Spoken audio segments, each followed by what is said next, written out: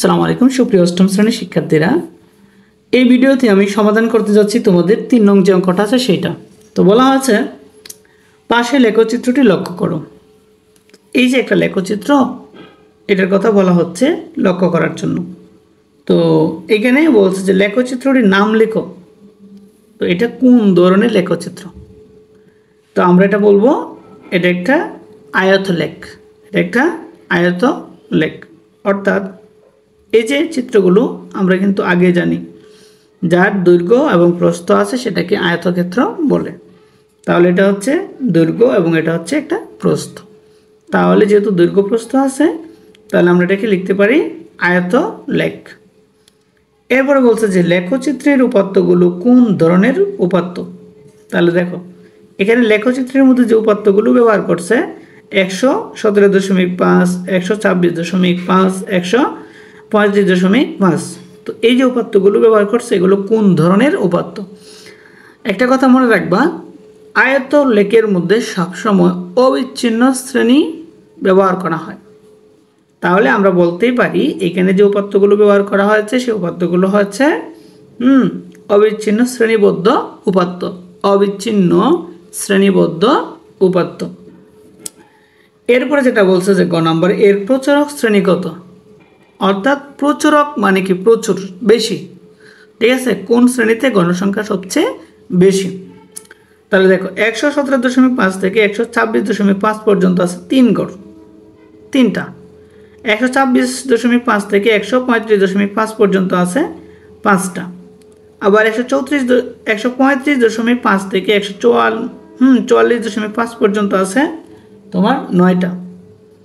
আবার 144.5 থেকে 153.5 পর্যন্ত আছে 12টা। তাহলে আমরা কিন্তু এখানে সহজেই দেখা যায় যে 154.5 থেকে 153.5 মধ্যে সর্বোচ্চ সংখ্যক উপাত্ত হচ্ছে কয়টি? 12টি। তাহলে আমরা লিখতেই পারি এটা হচ্ছে প্রচুরক শ্রেণী। কারণ প্রচুরক শ্রেণী লিখব কত? 154.5 থেকে 153.5।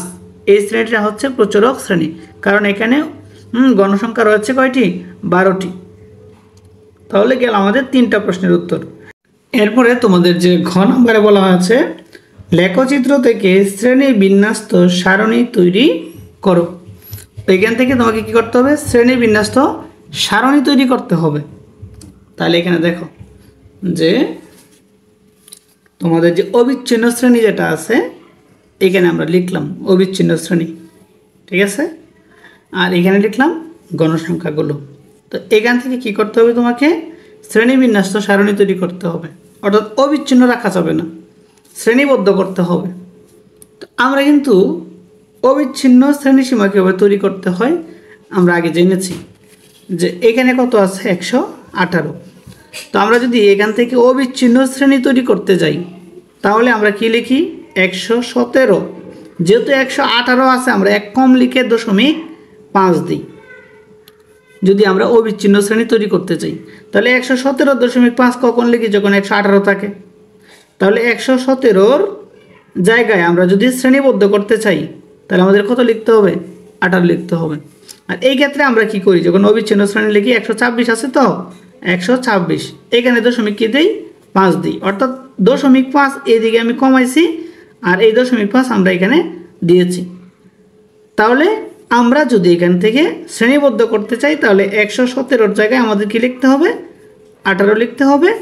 আর 126 এখানে যে দশমিকের পরে 5 ব্যবহার করা হয়েছে এটা আমাদের লেখার প্রয়োজন নাই।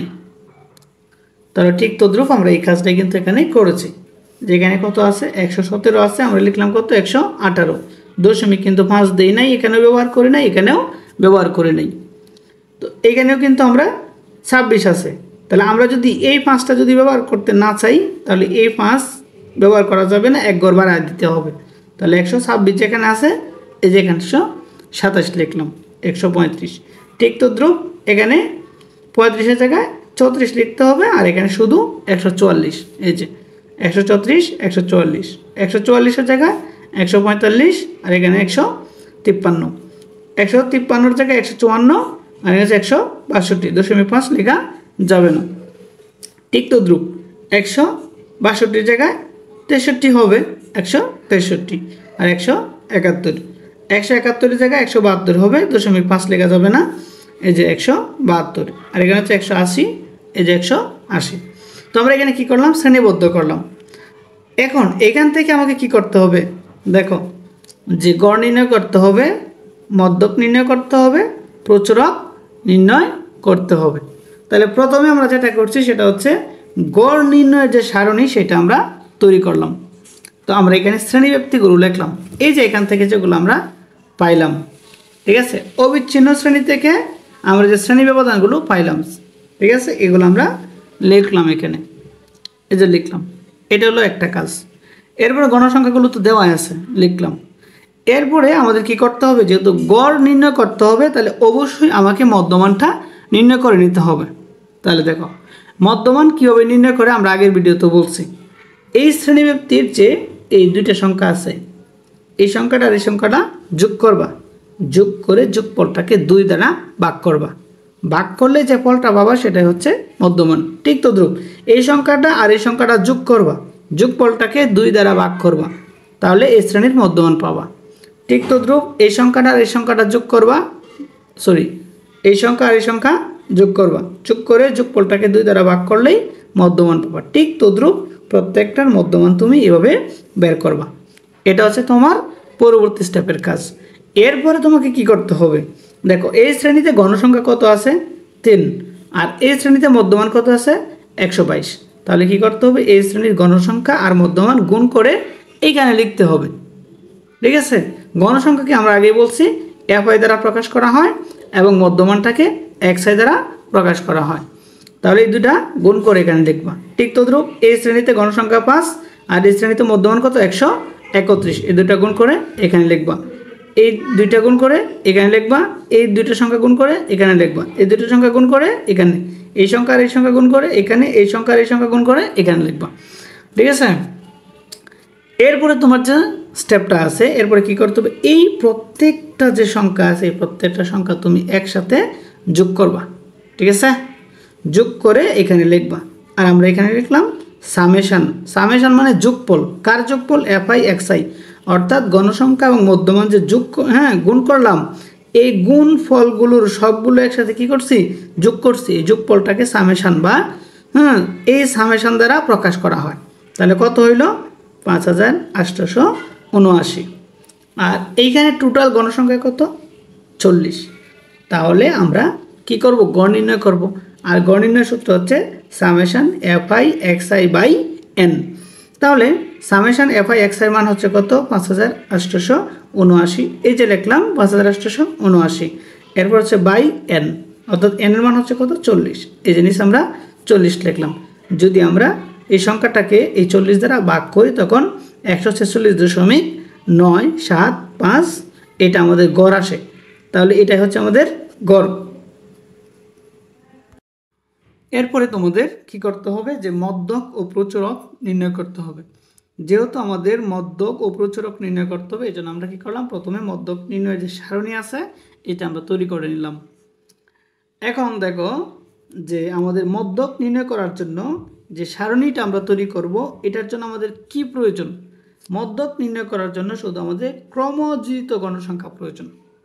তো ক্রমজিত গণসংখ্যা কিভাবে নির্ণয় করি, তাহলে দেখো এখানে কি আছে 3 আছে, আমরা এখানে 3 লিখব।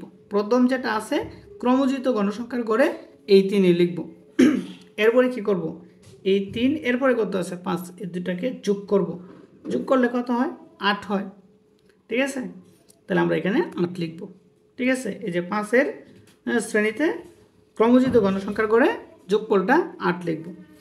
এরপরে দেখো 3, 5 আর 8, এই 3টা সংখ্যা যদি একসাথে যোগ করি তখন আমাদের কত হয় 17 হয়। তাহলে এই 9 পর্যন্ত যোগ করছি, তো তাহলে 9-এর শ্রেণীতে আমরা এখানে কত লিখব 17 লিখব।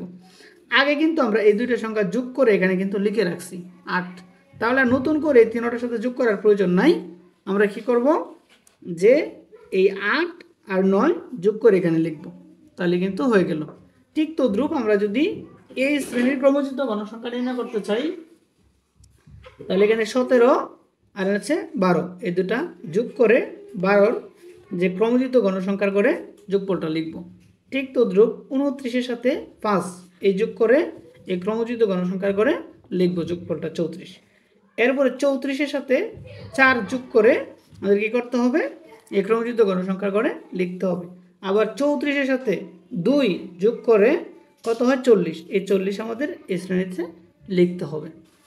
তাহলে এখানে টোটাল গণসংখ্যা হতো 40, টোটাল গণসংখ্যা হচ্ছে 40। আমাদের কি করতে হবে, মধ্যক নির্ণয় করতে হবে। মধ্যক মানে হচ্ছে কি, এই 40-এর মাঝামাঝি সংখ্যাটা আমাদের নির্ণয় করতে হবে। তাহলে 40-এর মাঝামাঝিতে অবস্থান করতেছে কত, 20তম পদটা। আর এই 20তম পদের অবস্থান হচ্ছে এই 29-এর ভিতরে, কারণ 3-এর ভিতরে 20 নেই। হ্যাঁ, এরপরে কত 8-এর ভিতরেও কিন্তু 20 সংখ্যাটা নাই। এরপরে কত 17-এর ভিতরেও কিন্তু 20 সংখ্যাটা নেই। তাহলে 20 আছে কোথায়, 29-এর ভিতরে কিন্তু 20 আছে। তাহলে যে 20তম পদটা অবস্থান করতেছে 145 থেকে 153 শ্রেণীর ভিতরে। ঠিক আছে, তাহলে আমাদের কিন্তু যেহেতু এটা হচ্ছে মধ্যক শ্রেণী, তাহলে 20তম পদের অবস্থান হচ্ছে এই শ্রেণীতে, তাহলে এই শ্রেণীটা হচ্ছে আমাদের মধ্যক শ্রেণী। ঠিক আছে, আমাদের যাবতীয় কাজ এই মধ্যক শ্রেণীর উপর ভিত্তি করে কাজটা করতে হবে। তাহলে দেখো এখানে আমরা লিখলাম, এখানে মোট গণসংখ্যা n সমান 40। তাহলে যেহেতু মধ্যক নির্ণয় করতে হবে, তাহলে 20 40-এর অর্ধেক 20। এরপর হচ্ছে মধ্যক হবে 20তম পদের মান। তাহলে 20তম পদের অবস্থান কোথায়, 20তম পদের অবস্থান হচ্ছে 145 থেকে 153 এই শ্রেণীতে। তাহলে যে লিখলাম 153 থেকে 145 থেকে 153 শ্রেণীতে। তাহলে এটাই হচ্ছে আমাদের মধ্যক শ্রেণী। তাহলে এই ক্ষেত্রে সারণী তৈরি করার পরে আমরা যে কাজটা বুঝলাম সেটা হচ্ছে আমাদের মধ্যক শ্রেণী নির্ণয় করতে হবে। ঠিক আছে, তাহলে আমরা কি করলাম, মধ্যক শ্রেণীটা নির্ণয় করলাম। এরপর আমাদের যে কাজটা সেটা হচ্ছে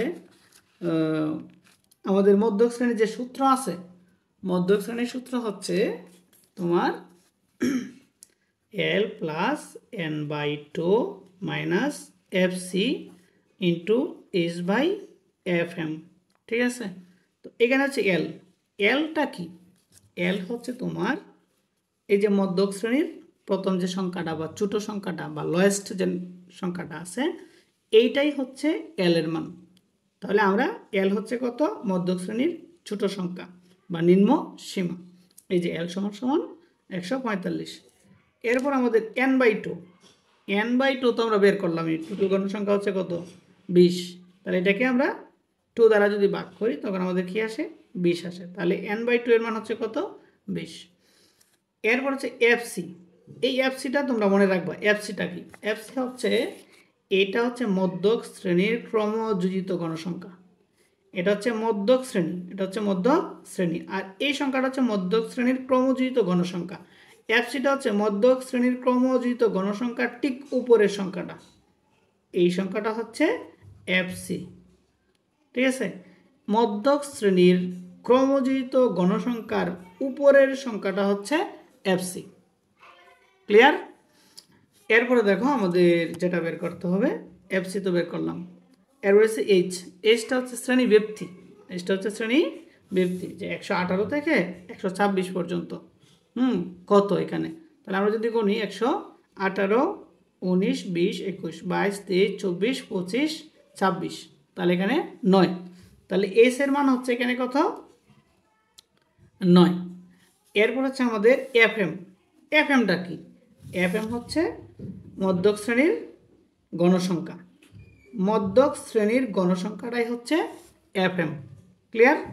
আমি আবার বলি, এফসিটা কি, এফসি হচ্ছে ক্রমযোজিত গণসংখ্যার উপরের যে সংখ্যা এটাই হচ্ছে এফসি, এবং এফএমটা হচ্ছে মধ্যক শ্রেণীর গণসংখ্যা, এলটা হচ্ছে মধ্যক শ্রেণীর প্রথম যে সংখ্যাটা আছে এইটা, আর এইচটা হচ্ছে কি, এইচটা হচ্ছে শ্রেণী ব্যক্তি বা শ্রেণী ব্যবধান। এখন আমরা কি করব, এই মধ্যকের সূত্র লিখলাম, L plus n/2 minus FC into H/FM।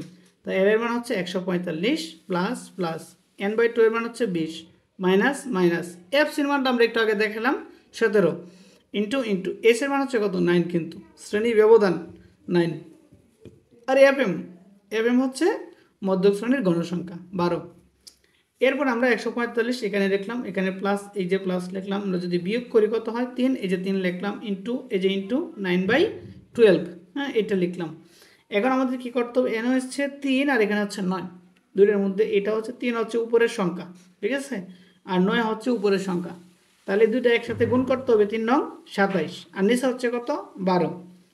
এখন 145 যেটা আছে এটা এখানে লিখলাম, যোগ যোগ এই 27কে কি করলাম, এই 12 দ্বারা ভাগ করলাম, যদি 12 দ্বারা ভাগ করি 2.25 হয়, আর এটা যদি আমরা একসাথে যোগ করি তখন 147.25, এটা হচ্ছে আমাদের মধ্যক। তো এরপরে আমাদের প্রচুরক নির্ণয় করতে হবে। তো প্রচুরক নির্ণয় করার আগে আমাদের কি করতে হবে, যে প্রচুরক শ্রেণী নির্ণয় করতে হবে। তো প্রচুরক শ্রেণী কোনটা, প্রচুরক শ্রেণী হচ্ছে যে শ্রেণীতে গণসংখ্যা সবচেয়ে বেশি, এটাই হচ্ছে প্রচুরক শ্রেণী। তাহলে এখানে গণসংখ্যার জায়গায় সবচেয়ে বেশি হচ্ছে 12, তাহলে এখানে 12 হচ্ছে প্রচুরক, তাহলে শ্রেণী হচ্ছে কত 145 থেকে 153, তাহলে এটা হচ্ছে প্রচুরক শ্রেণী। আর আমরা যদি প্রচুরকের সূত্র লিখতে চাই তাহলে আমাদের লিখতে হয় কি, L plus F1/F1 plus F2 into S। তাহলে এখানে Lটা কি, L হচ্ছে, এটা তো প্রচুরক শ্রেণী, তো প্রচুরক শ্রেণীর যে নিম্ন সীমা আছে এটা হচ্ছে L, তাহলে আমাদের L হচ্ছে 145, এরপর হচ্ছে প্লাস, এরপর হচ্ছে F1টা কি, F1 হচ্ছে সর্বোচ্চ গণসংখ্যা থেকে আমাদের উপরের সংখ্যাটা বিয়োগ করতে হবে, সর্বোচ্চ গণসংখ্যা থেকে উপরের গণসংখ্যাটা বিয়োগ করলে হচ্ছে F1, ঠিক আছে। তো আমাদের সর্বোচ্চ গণসংখ্যা কত 12, ঠিক আছে, এখান থেকে আমাদের কি বিয়োগ করতে হবে, উপরের গণসংখ্যাটা বিয়োগ করতে হবে, তাহলে বিয়োগ করলাম কত দ্বারা 3, এইটা হচ্ছে আমাদের F1। এরপরে F2টা কি, F2 হচ্ছে আমাদের সর্বোচ্চ গণসংখ্যা থেকে নিচেরটা বিয়োগ, তাহলে সর্বোচ্চ গণসংখ্যা হচ্ছে কত আমাদের 12, এখান থেকে আমাদের কি বিয়োগ করতে হবে, নিচের সংখ্যাটা বিয়োগ করতে হবে 5, ঠিক আছে, তাহলে এটা হচ্ছে বিয়োগ করলে 7, তাহলে এখানে 7 হচ্ছে আমাদের F2 এবং 3 হচ্ছে F1। আর এখানে এসটা কি, এস হচ্ছে আমাদের শ্রেণী ব্যক্তি, তাহলে 118 থেকে 126 পর্যন্ত শ্রেণী ব্যবধান হচ্ছে 9, তাহলে এখানে এস এর মানটা হচ্ছে 9, ঠিক আছে। তো আমাদের যদি প্রচুরক নির্ণয় করতে হয় তাহলে অবশ্যই আমাদের কি করতে হবে, প্রচুরক শ্রেণী নির্ণয় করতে হবে। তাহলে প্রচুরক শ্রেণী কোথায় অবস্থিত থাকবে, যেখানে গণসংখ্যা সবচেয়ে বেশি, অর্থাৎ যে শ্রেণীতে গণসংখ্যা বেশি ওই শ্রেণীর যেটা আছে শ্রেণী ব্যক্তিটা আছে এটা হচ্ছে প্রচুরক শ্রেণী, ঠিক আছে। এরপরে দেখো, তো এটাকে যদি আমরা সাজিয়ে লিখতে চাই তো আমরা লিখতে পারি, এখানে সর্বোচ্চ গণসংখ্যা 12, যার অবস্থান 145 থেকে 153 শ্রেণীতে, তাহলে এটাই হচ্ছে প্রচুরক শ্রেণী 145 থেকে 153। এখন আমাদের কি করতে হবে, প্রচুরক শ্রেণীর যে সূত্রটা লিখতে গেলে আমাদের যেগুলো দরকার, যে L দরকার, L হচ্ছে প্রচুরক শ্রেণীর নিম্ন সীমা, আর F1 হচ্ছে সর্বোচ্চ গণসংখ্যা থেকে উপরের সংখ্যাটা বিয়োগ 3, F2টা হচ্ছে সর্বোচ্চ গণসংখ্যা থেকে নিচের সংখ্যাটা বিয়োগ কত 7, আর S হচ্ছে কি আমাদের শ্রেণীব্যক্তি। তো প্রচুরকের সূত্র আমরা এখানে লিখলাম, তো L এর মান হচ্ছে 145 প্লাস প্লাস F1, এই যে আমরা একটু আগে বের করলাম 3, এই যেখানে 3 লিখলাম, আবার নিচেও কিন্তু F1 আছে, আবার 3 লিখলাম, এখানে প্লাস, এই যে প্লাস F2 মান হচ্ছে কত 7, এই যে লিখলাম 7, এরপর ইন্টু S এর মান হচ্ছে 9, তো 145, এই যে লিখলাম 145, 3 দিয়ে যদি আমরা 9কে গুণ করি 3 9 27, এই যে উপরে লিখলাম 27, এরপর হচ্ছে 3 আর হচ্ছে 7 যোগ করলাম 10, আমরা যদি 27কে যদি আমরা 10 দিয়ে ভাগ করি তখন কত আসে, 2.7, আর 145-এর সাথে যদি 2.7 যোগ করি তখন 147.7, এটা হচ্ছে আমাদের প্রচুরক। তো এই হচ্ছে তোমাদের 3 নংয়ের টোটাল সমাধান। তো এখানে আজকে ক্লাসটা শেষ করছি। আসসালামু আলাইকুম রহমতুল্লাহ।